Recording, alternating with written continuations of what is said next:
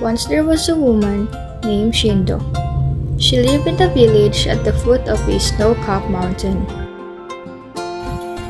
And she was always tired too, for she had no one to help with the chores.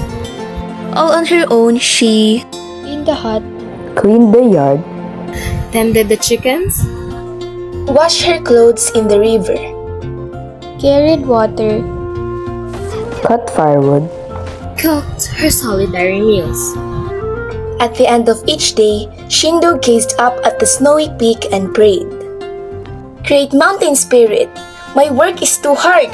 Send me help! One day, Shindo was weeding her small field by the river, where she grew vegetables and bananas and gourds.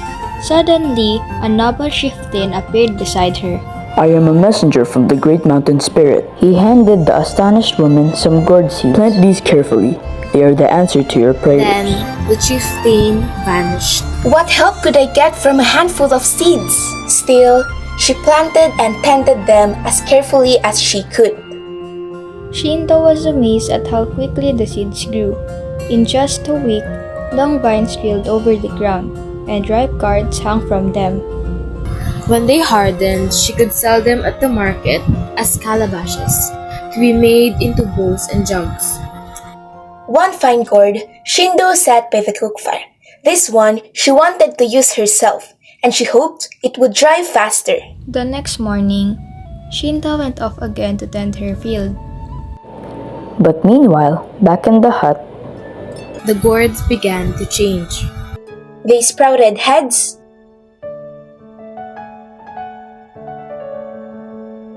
Then arms. then legs, Soon, they were not gourds at all. they were... children! One boy lay by the fire where Shindo had put the fine gourd. Other children called to him from the rafters. Kitete, come help us. We'll work for our mother. Come help us, Kitete, our favorite brother. Kitete helped his brothers and sisters down from the rafters. Then, the children started quickly on the chores. Clean the hut, clean the yard, feed the chickens, wash the clouds, carry water, cut the wood, cut the meal. All joined in but Kitete. drawing by the fire had made the boy slow-witted. So he just sat there, smiling widely. When the work was done, Kitete helped the others and back on the rafters. Then they all turned again into gourds. That afternoon, as Shindo returned home, the other woman of the village called to her. Who were those children in your yard today? Where did they come from? Why are they doing your chores? What children? Are you all making fun of me? But when she reached her hut, she was astounded. The work was done and even her meal was ready. She could not imagine who had helped her. Same thing happened the next day. As soon as Shindo had gone off, the gourds became children. With heads, Arms, And legs. The ones on the rafters called out. Kitete, come help us. We'll work for our mother. Come help us, Kitete, our favorite brother. Kitete helped them down, and they did all the chores. Clean the yard, feed the chickens, wash the clouds, carry water, cut the wood, cut the meal. And they climbed back to the rafters and turned again into gourds. Once more, Shindo came home and was amazed to see the work all done. But this time, she decided to find out who were her helpers. Next morning, Shindo pretended to leave, but she hid beside the door of the hut and peeked in. And so, she saw the guards turned into children. With heads, And arms, And legs. And she heard the ones on the rafter call out. Kitete, come help us. We'll work for our mother. Come help us, Kitete, our favorite brother. Kitete helped them down.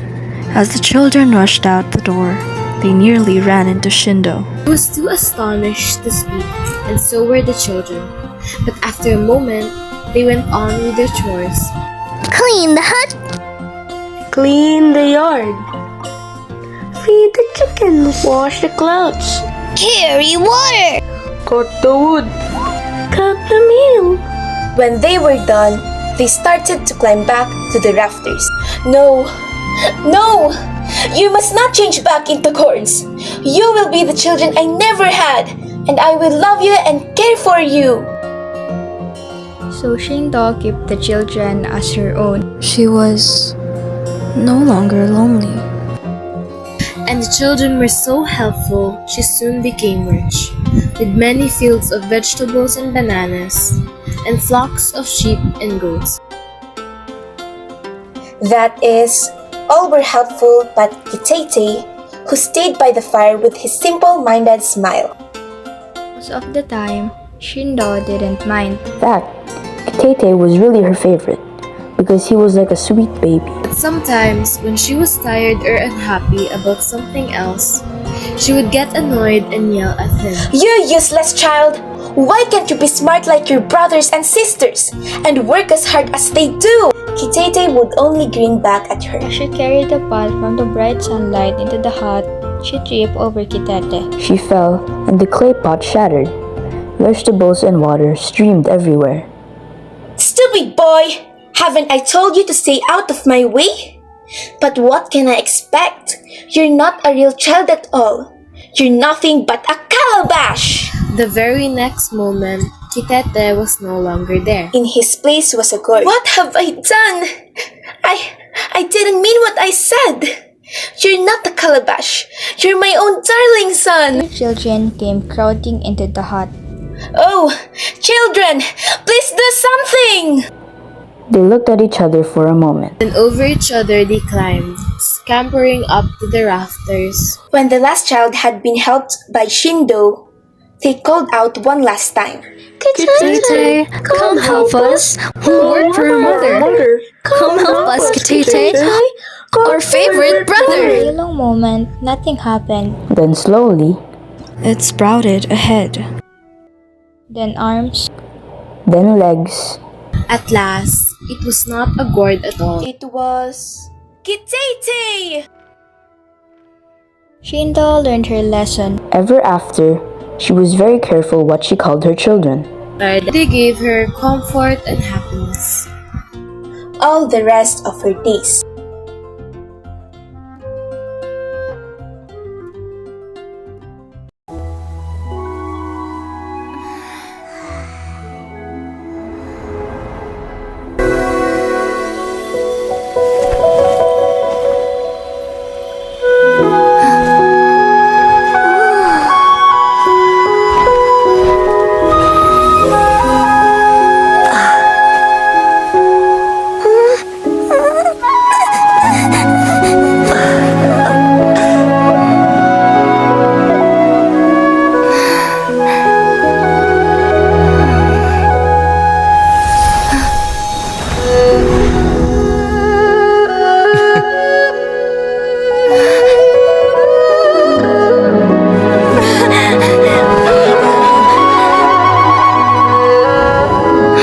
Believed we would see each other again, that our days of separation would finally end, and all my troubles would be behind me.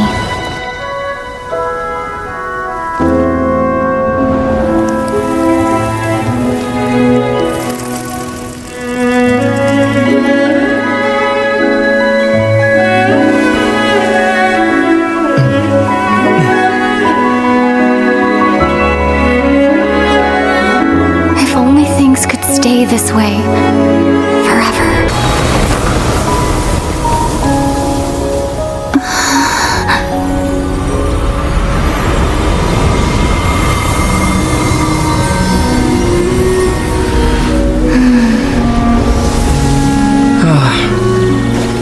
Looks like I was too late to see Kari Bear one last time.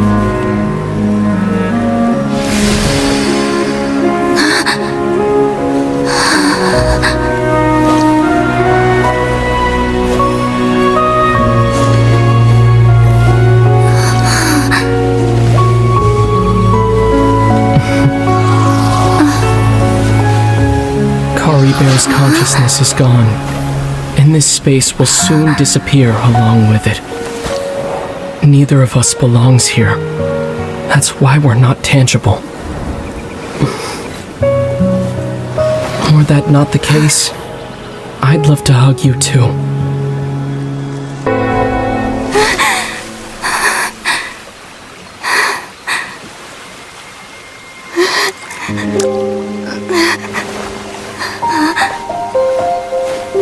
A nightmare?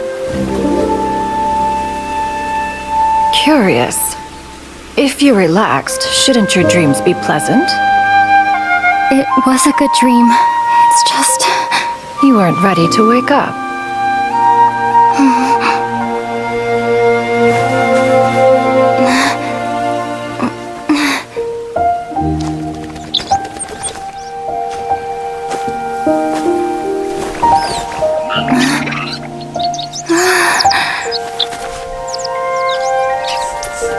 Eloquent as one may be, words of comfort are not one's strong suit.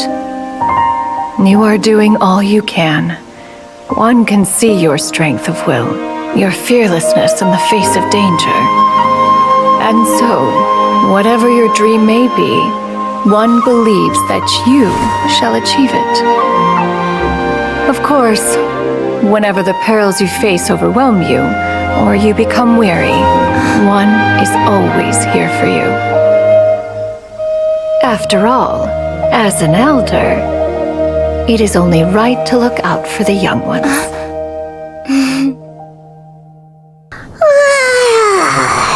Grilled chicken drumsticks.